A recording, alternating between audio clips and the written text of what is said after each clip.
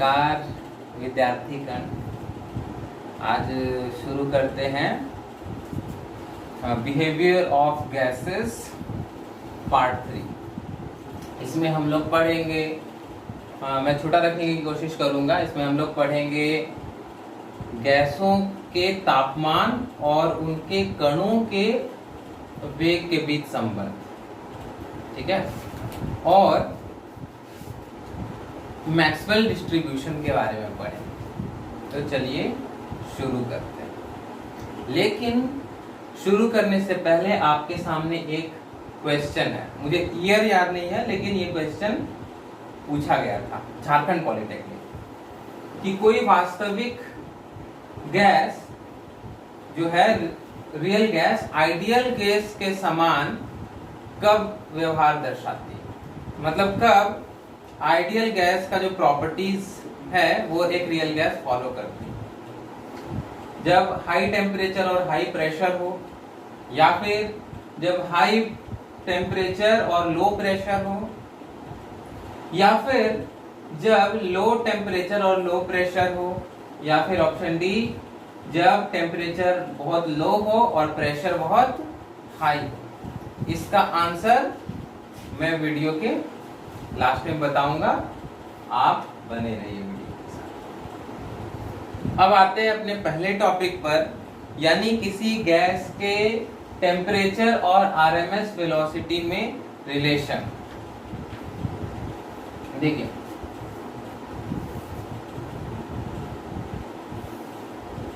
उसके लिए कुछ चीज हम लोग डायरेक्टली ले लेंगे, जैसे कि किसी आइडियल गैस के प्रेशर का एक फॉर्मूला, जिसका कि डेरिवेशन आपको 11th में पढ़ना है। हम लोग डेरिवेशन नहीं लेंगे क्योंकि हम लोग के लिए डेरिवेशन किसी काम का नहीं।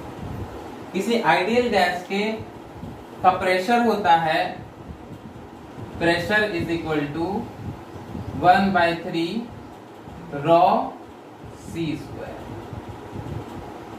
जहां सी होता है गैस का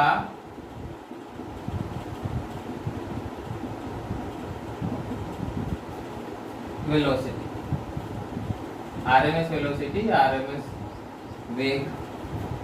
इसका फुल फॉर्म होता है रूट मीन स्क्वायर वर्ग माध्य मूल वेग।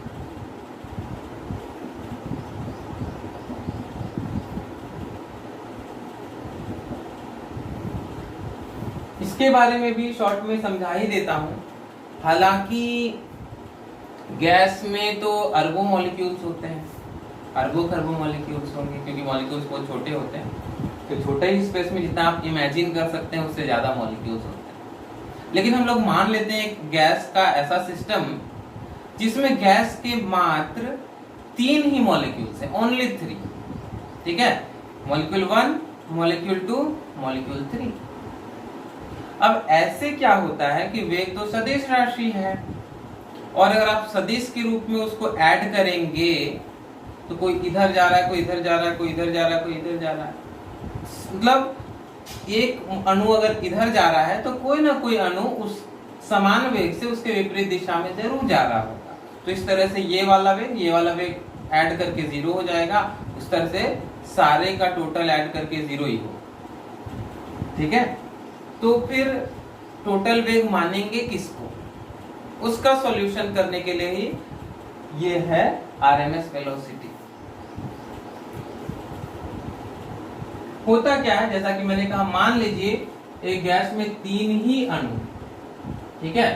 तो करना क्या है, वर्ग माध्य मूल। एक जा रहा है इधर v1 वेग से, एक जा रहा है इधर v2 वेग से, एक जा रहा है इधर v3 वेग से। तो आरएमएस वेलोसिटी इस गैस का कितना हो जाएगा? इस गैस का आरएमएस वेलोसिटी हो जाएगा v RMS is equal to, पहले स्क्वायर करना है तो v1 स्क्वायर, v2 स्क्वायर और v3 स्क्वायर, ठीक है। उसके बाद क्या करना है, माध्य निकालना है।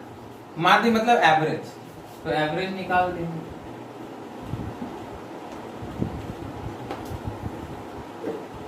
और फिर क्या करना है, मूल यानी रूट निकाल लीजिए।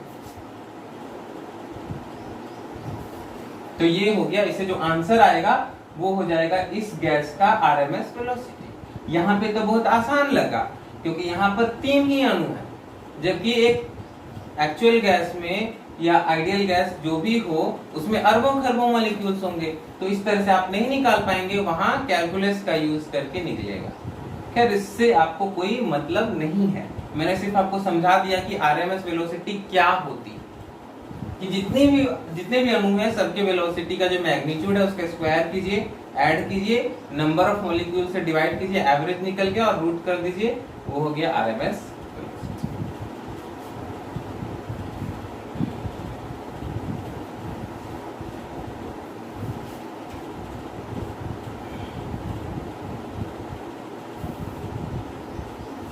अब आगे देखिए कि ये क्या हो जाएगा, डेंसिटी है, रॉ क्या है, डेंसिटी। तो इसको आप क्या लिख सकते हैं, पूरे गैस का द्रव्यमान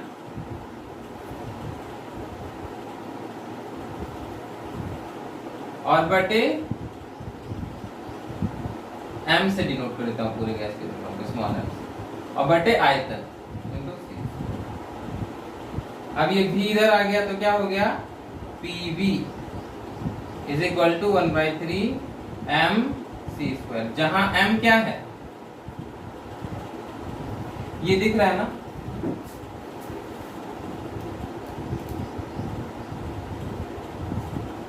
नहीं दिख रहा था, पूरे गैस का द्रव्यमान यानी कि मास।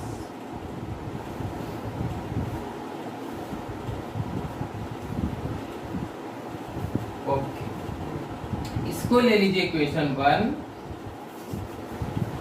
और आप आदर्श गैस समीकरण से क्या जानते हैं, PV is equal to nRT। इसको ले लीजिए इक्वेशन 2, तो समीकरण 1 और 2 से क्या हो जाएगा, nRT इज इक्वल टू 1/3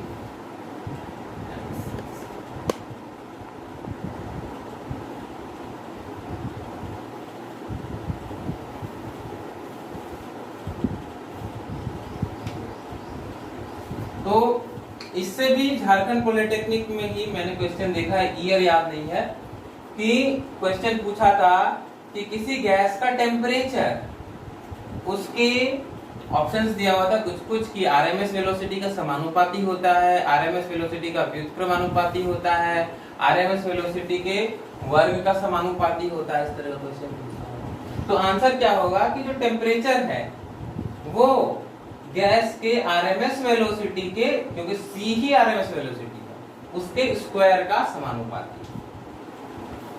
और अगर उल्टा पूछ दे कि किसी गैस की आरएमएस वेलोसिटी,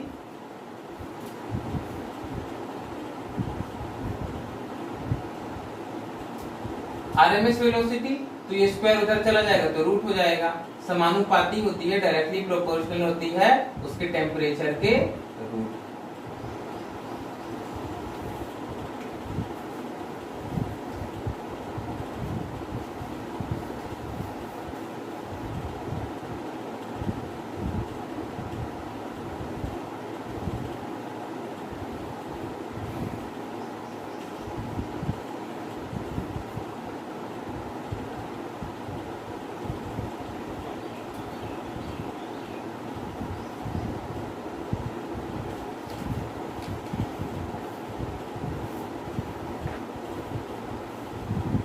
ओके, आगे बढ़े।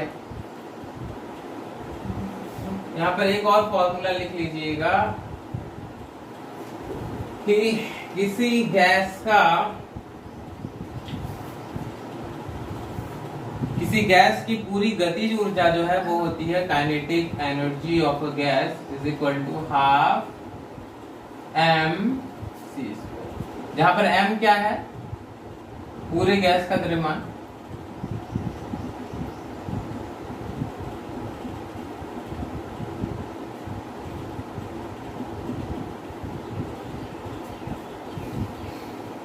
और c क्या है, तो c है वही VRMS।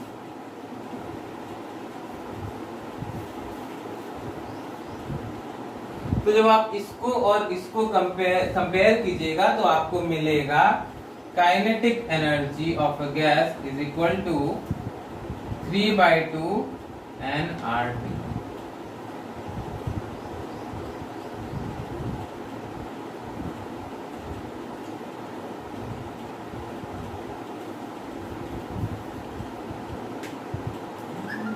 कैसे कि दोनों तरफ 2 से मल्टीप्लाई कर दीजिए, फिर दोनों तरफ 3 से डिवाइड कर दीजिए, तो आपको क्या मिल जाएगा 2/3 KE इज इक्वल टू ये फिर कट के 1/3 MC² हो जाएगा, nRT हो जाएगा, और 3 उधर चला जाएगा, ये नीचे आ जाएगा, तो KE is equal to 3/2 nRT हो जाएगा। अगर नहीं भी समझ में आया हो तो बहुत सिंपल चीज है, आप थोड़ा घर में खुद से करके ट्राई कर लीजिए।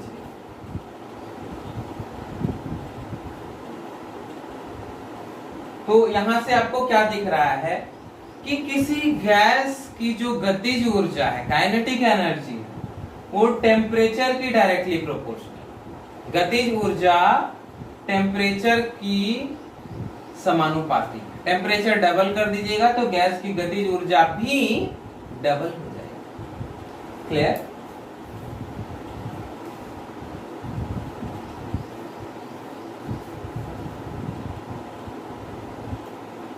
ओके। यहां पर एक और चीज मैं बताना चाहूंगा, वो है बोल्ट्जमैन कांस्टेंट।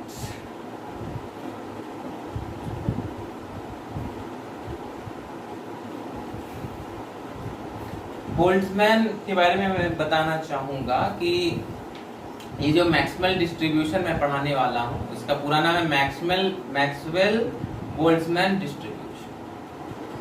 तो उसमें बोल्ट्जमैन का बहुत बड़ा रोल था और ये बहुत बड़ी डिस्कवरी थी, ठीक है, क्योंकि मैक्सवेल बोल्ट्जमैन डिस्ट्रीब्यूशन जो है उसका यूज सिर्फ यहां पर नहीं होता है, बल्कि इसका बहुत ज्यादा यूज क्वांटम फिजिक्स में भी होता है, बहुत ज्यादा एप्लीकेशंस। लेकिन बोल्ट्जमैन जब शुरू में अपना ये डिस्कवरी लेके गए थे तो इनकी डिस्कवरी को एक्सेप्ट नहीं किया गया। बहुत बार कभी हो जाता है ऐसा कि आपने कभी मूवीज में भी शायद देखा हो कि साइंटिस्ट कोई गया तो एक पैनल होता है जो उसकी डिस्कवरी को रिव्यू करता है, तो रिजेक्ट हो गया। जैसे आपने रोबोट मूवी में देखा होगा, तो वैसे ही उनका भी रिजेक्ट हो गया और बहुत उससे वो दुखी होकर के उन्होंने सुसाइड कर लिया, क्योंकि भाई सालों की मेहनत होती है। लेकिन बाद में दोबारा से मैक्सवेल ने इसको किया और तब उनको मरणोपरांत रिस्पेक्ट दिया गया, उनकी डिस्कवरी को रिकॉग्नाइज किया।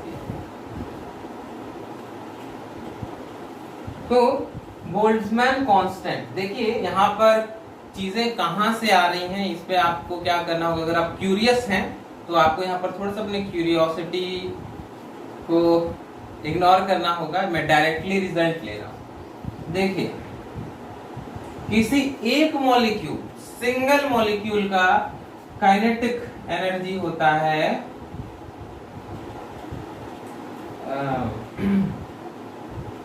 3/2 kBT।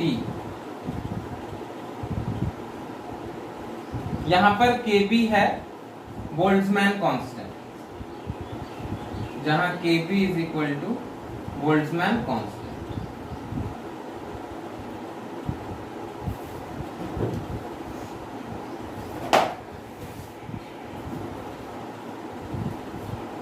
तो ये तो एक मॉलिक्यूल का हुआ ना, पूरे गैस का क्या होगा।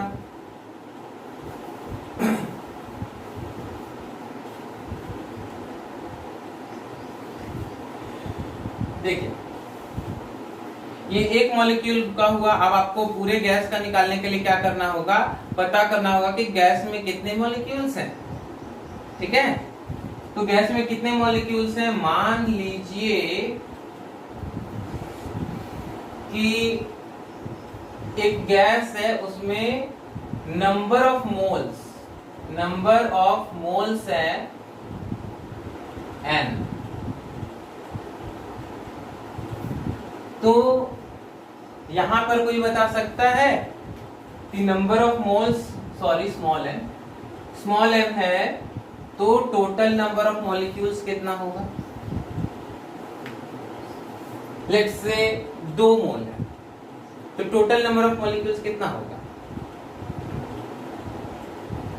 बहुत इजी है, 1 मोल में कितना होता है? 6.022 इंटू 10⁻23। तो 1 मोल में कितना होता है? 6.022 इंटू 10⁻23। इसको क्या कहते हैं? Avogadro number. डिनोट किस चीज से करते हैं? एन से डिनोट कर दें, चलिए कैपिटल है, ये है एवोगाड्रो नंबर, ठीक है, जिसका वैल्यू 6.022 इंटू 10⁻23। तो 1 मोल में इतने मॉलिक्यूल्स, तो 2 मोल्स में 2n मॉलिक्यूल्स, और स्मॉल n, ये स्मॉल n है, स्मॉल n मोल्स में कितने मॉलिक्यूल्स? तो इतना से मल्टीप्लाई कर देना।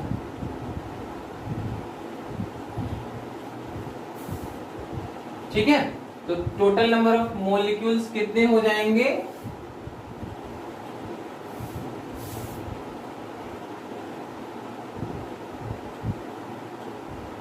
n को 6.022 इंटू 10⁻23 से मल्टीप्लाई कर देना। ये n क्या है? एवोगाड्रो नंबर, इसका वैल्यू होता है 6.022 इंटू 10⁻23। तो इस हिसाब से काइनेटिक एनर्जी क्या हो जाएगा? Kinetic energy of the gas, एक मॉलिक्यूल का इतना है, तो टोटल मॉलिक्यूल्स कितने हैं? Small n into capital n, जहां स्मॉल n क्या है? Number of moles, capital n Avogadro number है। Kinetic energy of the gas is equal to एक मॉलिक्यूल का 3/2 kT, और उसको small n into capital n से मल्टीप्लाई करना है।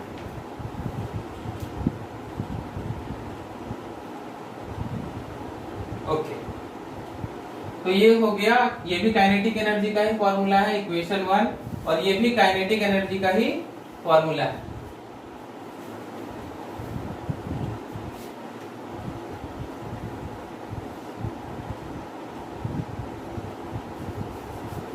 तो दोनों को मिला लें अगर, तो क्या हो जाएगा? 3/2 nRT is equal to 3/2 n into n into kb into t। क्या क्या कैंसिल हो जा रहा है? 3/2 कैंसिल, n कैंसिल और t कैंसिल, तो इससे आपको क्या मिल गया? kb is equal to r/n, जहां r क्या है?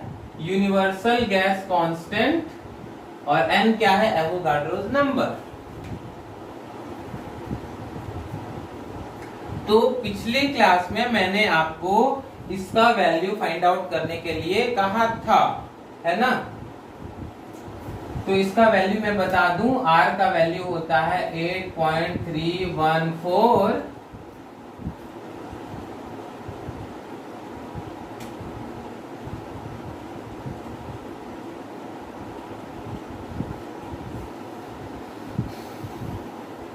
पास्कल मीटर क्यूब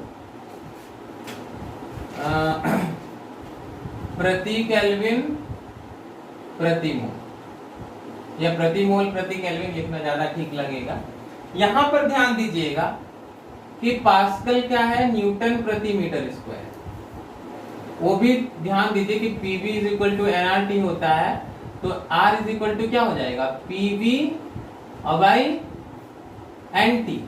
तो पी के लिए, प्रेशर के लिए पास्कल रख दिया, वॉल्यूम के लिए मीटर स्क्वायर रख दिया, और एन के लिए प्रति एन है तो उसके लिए प्रति मोल रख दिया, और टी भी नीचे है उसके लिए प्रति केल्विन रख दिया। क्लियर? अब पास्कल कितना होता है? न्यूटन प्रति मीटर स्क्वायर, उसको आप मीटर क्यूब से मल्टीप्लाई करेंगे तो कितना हो जाएगा? मीटर बच जाएगा यहां पर, है ना?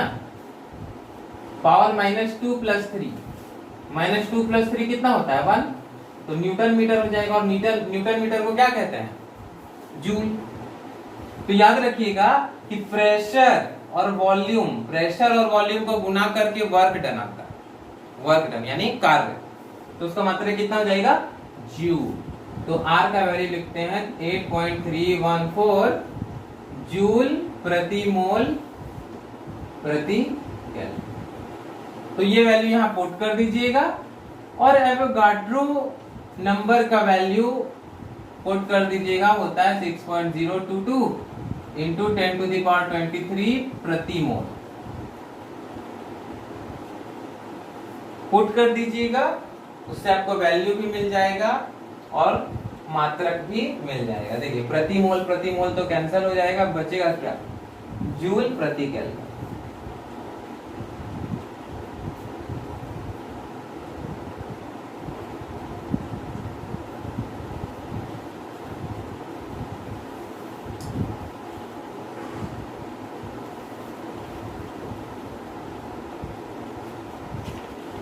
तो आई गेस कुछ लोगों को चक्कर आ गए होंगे, ऐसे भी गर्मी का मौसम है।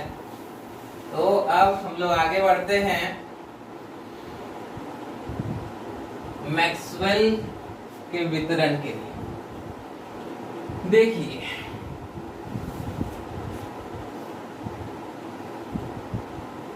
बहुत सारे postulates kinetic theory of gases के गलत हैं, जिसमें से एक था कि गैसों के अणुओं के बीच कोई आकर्षण प्रतिकर्षण बल नहीं लगता है। ये सिद्धांत था किसका, काइनेटिक थ्योरी ऑफ गैसेस का, जबकि असल में एक माइनर फोर्स ऑफ अट्रैक्शन कभी रिपल्सन कार्य करता है। दूसरा कि उन अणुओं का जो वॉल्यूम होता है वो पूरे गैस के वॉल्यूम के कंपैरेटिवली बिल्कुल नेग्लिजिबल होता है, नहीं के बराबर होता है। तो ये भी गलत है। एक और चीज गलत साबित हुई बोल्ट्जमान के नियम से, मैक्सवेल बोल्ट्जमान के नियम से, कि ये वेलोसिटी वाला बात, कि काइनेटिक थ्योरी ऑफ गैसेस क्या करती है कि एक गैस के अलग अलग अणु अलग अलग वेग से गतिशील होते हैं, यानी हर वेग से कोई ना कोई बराबर मात्रा में अणु गतिशील होता है। कुछ अणु फॉर एग्जांपल 1 मीटर प्रति सेकंड के स्पीड से चल रहे होंगे, कुछ 2 के स्पीड से चल रहे होंगे, कुछ 3 के स्पीड से चल रहे होंगे रैंडमली। मैक्सवेल बोल्ट्जमैन ने क्या बताया कि नहीं, एक डिस्ट्रीब्यूशन होता है, यानी कुछ वेग होते हैं जिससे मान लीजिए कि ऐसा हुआ कि गैस है, तो कुछ कंडीशंस को देखते हुए कैलकुलेट भी किया जा सकता है कि कुछ मान लीजिए 60% जो अणु है वो 1000 मीटर प्रति सेकंड के वेग से चल रहे हैं, 20% अणु 500 मीटर प्रति सेकंड के वेग से चल रहे हैं। इस तरह से एक डिस्ट्रीब्यूशन होता है, वितरण होता है कि इतने अणु इस वेग से चल रहे हैं, इतने अणु इस वेग से चल रहे हैं। ठीक है, तो यहाँ पर 3 तरह के वेग के बारे में उन्होंने बताया। एक VRMS, जिसके बारे में मैंने अभी बताया था, फिर V एवरेज, और तीसरा V मोस्ट प्रोबेबल। नाम लिख देता हूं, इसका तो पता ही है, रूट मीन स्क्वायर वेलोसिटी। इसका होता है औसत वेग, मीन वेलोसिटी,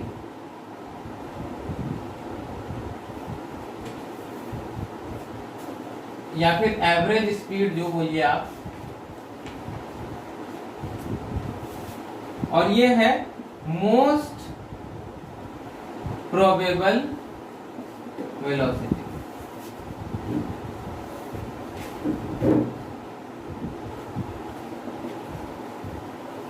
तो रूट मीन स्क्वायर तो आप समझ गए होंगे, इसके बारे में समझिए V एवरेज और V मोस्ट प्रोबेबल क्या है। मान लीजिए एक मोहल्ला है, ठीक है, जिसमें 100 लोग रहते हैं।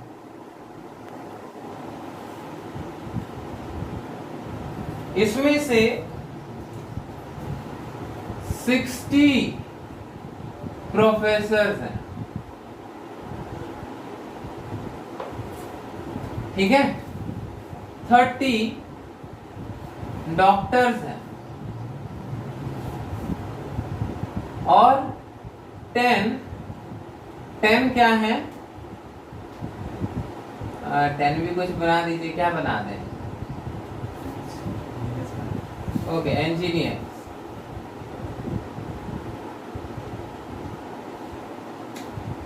तो इन 100 में से कोई एक आदमी को आप चुन लें रैंडमली। अब इसका संभावना सबसे ज्यादा क्या होने का है, प्रोफेसर होने का संभावना सबसे ज्यादा है, डॉक्टर होने का सबसे ज्यादा है, या इंजीनियर होने का सबसे ज्यादा। तो सबसे ज्यादा पॉसिबिलिटी है कि ये क्या होगा, प्रोफेसर होगा, क्योंकि इस मोहल्ला में 100 में से 60 तो प्रोफेसर ही हैं। तो अगर आप अचानक रैंडमली किसी पर्सन से मिले तो उसका सबसे ज्यादा संभावना होगा professor. I think double F नहीं होता, ठीक है। तो उसी तरह से एक गैस में अगर 100 मॉलिक्यूल्स हो और उसमें से 60 का वेलोसिटी 60 का वेलोसिटी 1000 मीटर प्रति सेकेंड हो, तो सबसे ज्यादा मॉलिक्यूल्स किस वेलोसिटी से गतिशील हो है, 1000 के।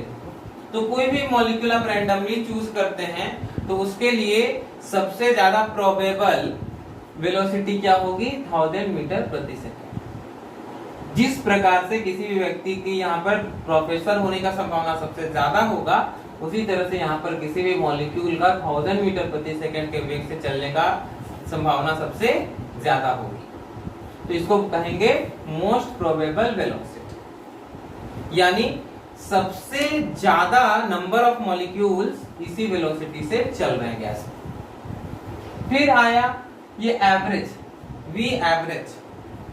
एवरेज क्या है, तो जैसा कि मैंने बताया था कि आप टोटल वेलोसिटी को जब ऐड करेंगे तो 0 हो जाएगा, लेकिन यहाँ पर आप एज अ वेक्टर मत ऐड कीजिए, सिर्फ उनके चाल को ऐड कीजिए। चाल तो सदिश राशि है, अगर आप वेग ले रहे हैं तो उसके सिर्फ मैग्नीट्यूड को ऐड कीजिए, डायरेक्शन को कंसीडर नहीं कीजिए, तब 0 नहीं होगा। और उस तरह से एवरेज निकालेंगे तो उसको बोलेंगे औसत वेग। तो यहाँ पर क्वेश्चन कैसे पूछेगा, क्वेश्चन देखिए यहां ऐसे पूछेगा कि इनमें से सबसे ज्यादा कौन होता है।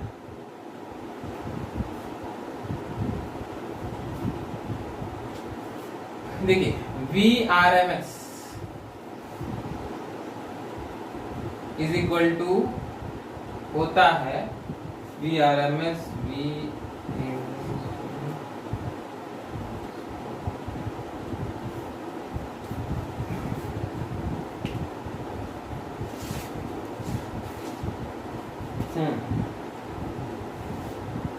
ये होता है आपका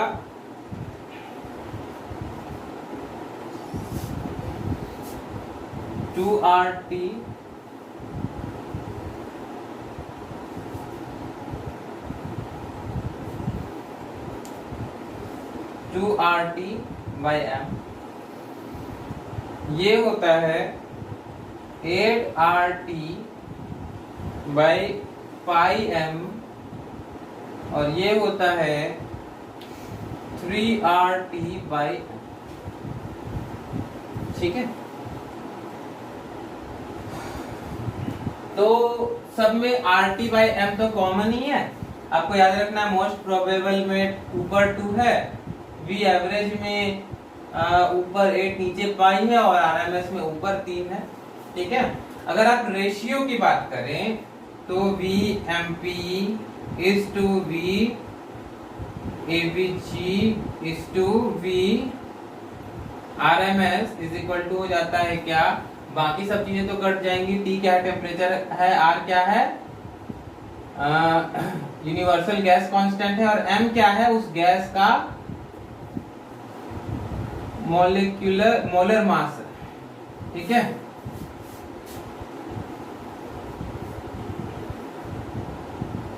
इज इक्वल टू हो जाएगा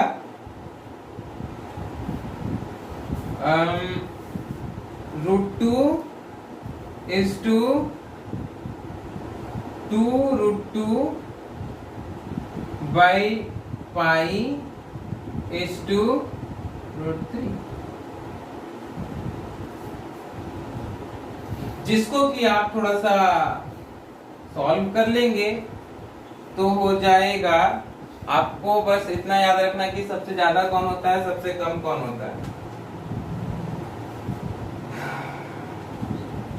लगभग में होता है 1:1.28, सॉरी 1.128:1.24।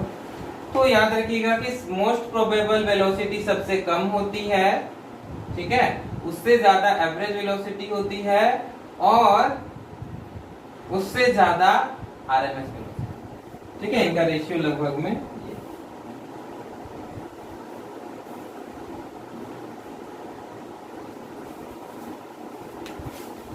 अब आते हैं उस क्वेश्चन पर जो मैंने क्लास के स्टार्टिंग में आपसे पूछा था, है ना। देखिए रियल गैस इक्वेशन क्या होता है, P plus A into N by V square. ये part A into N by V square क्यों लगाया गया है, क्योंकि रियल गैस का जो प्रेशर होता है वो आप आइडियल गैस में जितना एक्सपेक्ट करते हैं उससे थोड़ा सा ज्यादा होता है। एक आइडियल गैस जो है वो आप जो लॉज लगा करके आप उसका प्रेशर कैलकुलेट करेंगे, रियल गैस का उससे थोड़ा सा ज्यादा होगा, ठीक है। रियल गैस का ज्यादा होगा इंटू माइनस NB। तो यहां पर माइनस क्यों किए NB, क्योंकि आपको ये V क्या है, गैस का वॉल्यूम है। गैस जितना वॉल्यूम कवर कर रही है तो उसमें से मॉलिक्यूल्स का भी तो कुछ वॉल्यूम हुआ ना, मॉलिक्यूल्स का भी कुछ वॉल्यूम हुआ। तो मॉलिक्यूल्स का वॉल्यूम हमने माइनस कर दिया। और आइडियल गैस में क्या होता है कि हम मानते हैं कि मॉलिक्यूल्स का कोई वॉल्यूम होता ही नहीं, तो इसलिए ये पार्ट 0 होता है वहां पे, इज इक्वल टू nRT।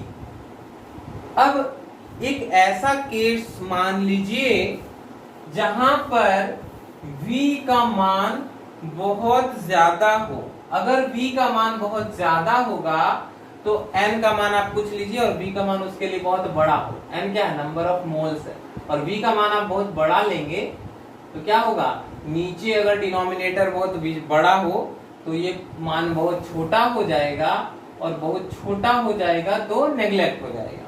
यहां पर भी देखिए कि अगर N के कंपैरेटिवली V बहुत ज्यादा हो तो ये पार्ट बहुत बड़ा हो और ये पार्ट बहुत छोटा हो। लेट्स से ये 1000 है और ये 0.1 है, तो 1000 प्लस 0. क्या होगा, 1000.01 होगा, 1000.1 सॉरी।